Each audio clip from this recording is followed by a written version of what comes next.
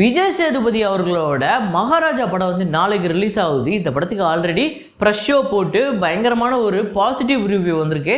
So அதனால் advance புக்கிங்கில் இந்த படம் பெரிய வசூலை வாரி குவிச்சிருக்கு.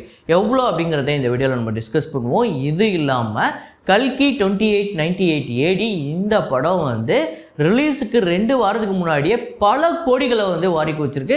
ஒரு ரெக்கார்டுமே வந்து பிரேக் பண்ணியிருக்கு. அது என்ன அப்படிங்கிறதையும் பார்ப்போம். அப்புறம் கருடன் நேற்றுமே பெரிய கலெக்ஷன் எடுத்திருக்கு. தமிழ்நாட்டில் எவ்வளோ, உலகம் முழுக்க எவ்வளோ அப்படிங்க பார்ப்போம்.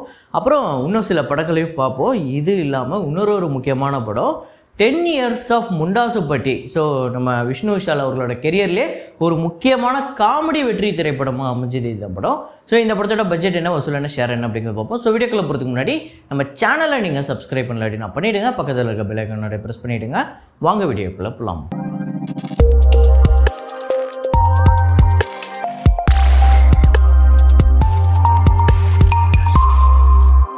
நேற்று வீடியோவில் நான் ஒரு ஃப்ரேம் ஒன்று வச்சுருந்தேன். அதை நிறைய பேர் கரெக்டாக கெஸ் பண்ணியிருந்தீங்க. அது என்ன ஃப்ரேம், என்ன படம் அப்படிங்கிறத பார்த்துட்டு வாங்க.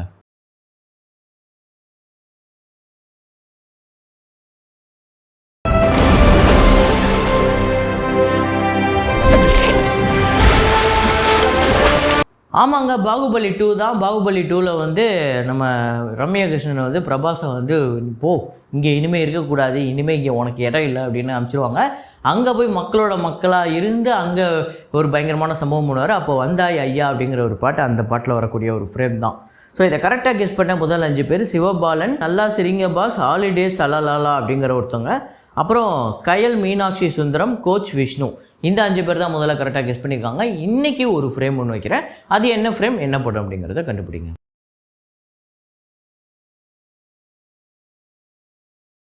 ஸோ வசூலுக்குள்ளே போகிறதுக்கு முன்னாடி வீடியோக்கு ஒரு லைக்கு, அப்புறம் சேனலுக்கு சப்ஸ்கிரைப். அவ்வளோதான்.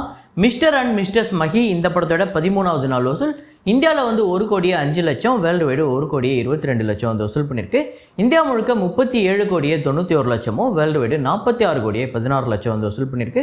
இந்த வருஷமே இந்த படத்தில் நடித்த இந்த ஹீரோவுக்கு 2வது பிளாக் பஸ்டர் திரைப்படம், 2வது ஹிட்டுன்னு கூட சொல்ல முடியாது, 2வது பிளாக் பஸ்டர். ஆல்ரெடி ஸ்ரீகாந்த் அப்படிங்கிற ஒரு படம் பெரிய பிளாக் பஸ்டர் ஆச்சு, வேர்ட் ஆஃப் மவுத்தில் பயங்கரமாக ஹிட் ஆச்சு. அதே மாதிரி தான் மிஸ்டர் அண்ட் மிஸ்டர்ஸ் மகி இந்த படமுமே ராஜ்குமார் ராவுக்கு ஒரு மிகப்பெரிய வெற்றி திரைப்படமாக அமைஞ்சிருக்கு. ஸோ இந்த வருஷம் 2 ஹிட்டு வச்சுருக்காரு. ஆனால் இதுக்கு முன்னாடி அவருக்கு இந்த 2 படங்கள் அளவுக்கு அவருக்கு பெரிய ஹிட்டு இல்லை. ஆக்சுவலாக மிஸ்டர் அண்ட் மிஸ்டர்ஸ் மகி தான் அவரோட கெரியர்லேயே பெஸ்ட்டு ஓப்பனிங். அப்புறம் முஞ்சியா அப்படிங்கிற படம், இந்த படம் வந்து தொடர்ந்து ஒரு பெரிய வசூலை எடுத்துக்கிட்டு இருக்கு. டே 6 இந்தியாவில் வந்து 4,55,00,000, வேர்ல்டு வைடு 4,81,00,000. ஸோ டோட்டலாக 36,75,00,000 இந்தியாவிலையும், வேர்ல்டு வைடு 38,56,00,000 வந்து வசூல் பண்ணியிருக்கு.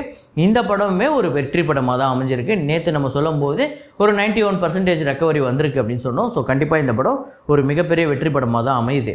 அப்புறம் மனமே இந்த படத்தோட டே 6 கலெக்ஷன் ஆந்திரா தெலுங்கானாவில் 83,00,000, வேர்ல்டு வைடு 95,00,000. ஆந்திரா தெலுங்கானாவில் 11,71,00,000, வேர்ல்டு வைடு 13,65,00,000. ஸோ இந்த படம் ஓப்பனிங் ஓரளவுக்கு நல்லா இருந்தது. அந்த ஓப்பனிங் வீக்கெண்டே சூப்பராக இருந்தது. அதுக்கப்புறம் அப்படியே ஒரு தோய்வு இருக்குது. மறுபடியும் இந்த வீக்கெண்டில் இந்த படம் மறுபடியும் சூடு பிடிக்குதான்னு பார்ப்போம். ஆனால் இந்த வீக்கெண்டில் தெலுங்கு படங்களும் வருது. நம்ம நானி அவர்களோட படம் வருது. அப்புறம் கருடன் இந்த படத்தோட 13வது நாள் வசூல் தமிழ்நாட்டில் 1,05,00,000, வேர்ல்டு வைடு 1,27,00,000 வந்து வசூல் பண்ணியிருக்கு. டோட்டலாக தமிழ்நாட்டில் 37,19,00,000, வேர்ல்டு வைடு 51,35,00,000 வந்து வசூல் பண்ணியிருக்கு. ஸோ இந்த வருஷத்தோட பிக்கஸ்ட் பிளாக் பஸ்டரில் கருடனும் ஒரு முக்கியமான படம்.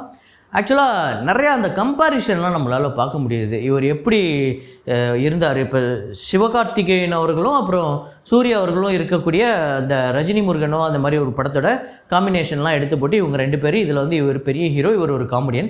இன்றைக்கி இவரோட படத்தோட கலெக்ஷனே இது பிரேக் பண்ணிடுச்சு அப்படிங்கிற மாதிரி. அப்புறம் அவர் ஆரம்ப காலத்தில் எப்படி இருந்தார், இப்போ எப்படி இருக்கார் அப்படிங்கிற ஒரு பெரிய கம்பேரிஷன்லாம் போட்டுருக்காங்க.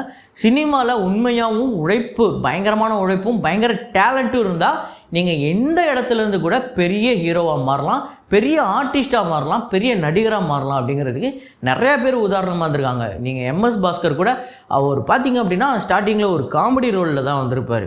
அப்புறம் அவர் ஒவ்வொரு படத்துலேயும் அவரோட நடிப்பு அப்படியே கொஞ்சம் கொஞ்சமாக வந்ததுக்கப்புறம் தான் கடைசியில் இப்போ பார்க்கிங்கில் மிகப்பெரிய வில்ல. அந்த பார்க்கிங் படம் எந்த அளவுக்குன்னா ஆஸ்காரோட டேபிளில் போய் இருக்கிற அளவுக்கு இன்றைக்கி உலகத்தில் இருக்கக்கூடிய முக்கியமான லாங்குவேஜ் எல்லாம் அந்த படம் வந்து ரீமேக் பண்ணுற அளவுக்கு ஒரு முக்கியமான படமாக அமைஞ்சிருக்கு. விகடன் அவார்ட்ஸில் கூட அவருக்கு சிறந்த வில்லன் கூட கொடுத்துருந்தாங்க.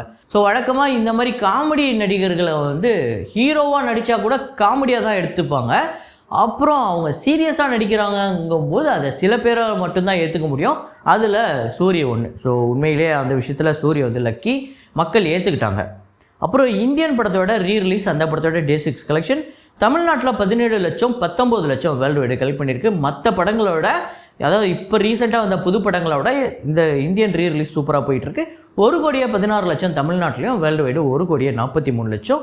ஸோ உண்மையிலே ஒரு சூப்பரான கலெக்ஷன் வந்திருக்கு. ஒரு வெற்றி படமாக, ஒரு நல்ல லாபத்தை கொடுத்த ஒரு ரீரிலீஸ் திரைப்படமாக அமைஞ்சிருக்கு. அதுக்கு அடுத்ததாக கல்கி 2898 AD இந்த படத்தோட ப்ரீசேல் கலெக்ஷன் பார்த்திங்க அப்படின்னா இது வந்து ஒரு ரெக்கார்டு ஒன்று வச்சுருக்கு. என்ன அப்படின்னா, இதுக்கு முன்னாடி RRR தான் வந்து ஃபாஸ்டஸ்ட்டு 1 மில்லியன் US டாலர் வந்து கலெக்ட் பண்ண, ப்ரீமியர் ஷோக்கு கலெக்ட் பண்ண ஒரே படம் தெலுங்கு மூவியில். அதை வந்து இப்போ கல்கி வந்து பிரேக் பண்ணியிருக்கு. ஸோ தெலுங்கு மூவின்னு கூட சொல்ல முடியாது, ஓவராலாக சவுத் இந்தியன் மூவி அப்படின்னு சொல்லிக்கலாம். யூஎஸ்ஏல பார்த்திங்க அப்படின்னா 1.043 மில்லியன் வந்து கலெக்ட் பண்ணியிருக்கு. இது மட்டுமே 8,94 லட்சம்.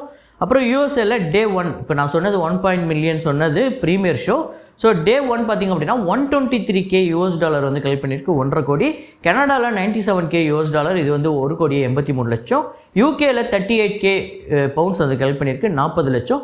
ஸோ டோட்டலாக 12,67 லட்சம் Day 1க்காக மட்டுமே கலெக்ட் பண்ணியிருக்கு. இது இல்லாமல் அந்த வீக்கெண்டு ஃபுல்லாகவே நீங்கள் சேர்த்திங்க அப்படின்னா 15 கோடி கிட்ட இந்த படம் இப்போவே ப்ரீசேலில் கலெக்ட் பண்ணியிருக்கு கல்கி 2898 ADக்கு. ஸோ ஒரு மிகப்பெரிய விஷயம். இந்த படம் ஓப்பனிங் பெருசாக இருக்க போகுது அப்படின்னு சொல்கிறாங்க. ப்ரெடிக்ஷன் எல்லாமே நீங்கள் நிறைய பேர் போட்டிருந்தீங்க, நம்மளுமே அதுக்கான வீடியோ போட வேண்டியது இருக்குது. அதுக்கடுத்து தான் மகாராஜாவுக்கு வந்து நேற்று வந்து ப்ரெஸ் ஷோ போட்டிருக்காங்க. அதில் வந்து பயங்கரமான ஒரு பாசிட்டிவ் ரிவ்யூ வந்திருக்கு. நிறையா மோஸ்ட்லி 90% ரிவ்யூவர்ஸு இந்த படத்துக்கு பாசிட்டிவான ஒரு ரிவ்யூ கொடுத்துருக்காங்க. விஜய் சேதுபதி தாறுமாறாக நடிச்சிருக்காரு. கண்டிப்பாக இந்த படம் ஒரு பிளாக் பஸ்டர் அப்படின்னே சொல்லியிருக்காங்க.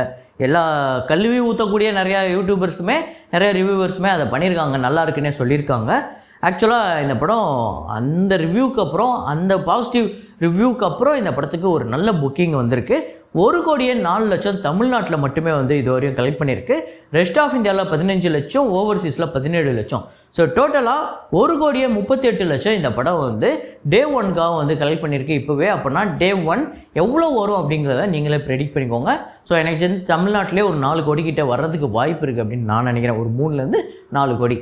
அப்புறம் நான் சொல்லியிருந்தேன் முண்டாசுப்பட்டி அந்த படத்தோட கலெக்ஷனை சொல்கிறேன் அப்படின்னு சொல்லிட்டு. முண்டாசுப்பட்டி அப்படிங்கிறது ஒரு டிஃப்ரெண்ட்டான ஒரு ஜானர். என்னென்னா காமெடியிலேயே ரொம்ப வித்தியாசமான ஒரு இது கொஞ்சம் புரியாமல் போச்சு அப்படின்னா அவ்வளோதான், அந்த படம் அட்ரு ஃப்ளாப் ஆகிடும். ஆனால் என்னென்னா மக்களுக்கு புரிஞ்சுது, அது ரொம்ப ஈஸியாக அப்படியே ரொம்ப போட்டு காமெடியை போட்டு திணிக்காமல் அப்படியே போகிற போக்கில் கரெக்டாக இருக்கும். அந்த படத்தில் காளி வெங்கட் அவர்கள் வந்து நல்லா காமெடி பண்ணியிருப்பார், ஒரு சூப்பர் ரோல் இருக்கும் அவருக்கு. ஸோ அதுதான், ஃபோட்டோ எடுத்தால் அந்த ஊரில் வந்து செத்துருவாங்க அப்படிங்கிற ஒரு பயம் இருக்கும், அதை வச்சு காமெடி. இந்த டேரக்டர் அதுக்கப்புறம் ராட்சசன்னு ஒரு படம், அந்த படம் எடுக்கிறதுக்கு அவர் எவ்வளோ கஷ்டப்பட்டாருங்கிறது தெரியும். முண்டாசுப்பட்டி 2க்கு கதையை எடுத்துகிட்டு வாங்கப்பா அப்படின்னு நம்ம கேட்டிருக்காங்க. ஸோ இந்த படம் வசூல் ரீதியாக ஆக்சுவலாக ஒரு பெரிய வசூலை எடுத்திருக்கு. பட்ஜெட் 3 கோடி, தமிழ்நாட்டில் 8,50 லட்சம், வேர்ல்டு வைடு 10,50 லட்சம். ஸோ டோட்டலாக ஷேரு 5,85 லட்சம் வந்திருக்கு. ஒரு சூப்பர் டூப்பர் ஹிட் திரைப்படமாக அமைஞ்சிருக்கு. இந்த படம் உங்கள் எத்தனை பேர் ஃபேவரட் அப்படிங்கிறது கமெண்ட்டில் போடுங்க. இதே மாதிரி ஒரு வீடியோவில், இதே மாதிரி கலெக்ஷன் ரிப்போர்ட்டில் மீண்டும் நான் உங்களை சந்திக்கிறேன். Signing off Rahman.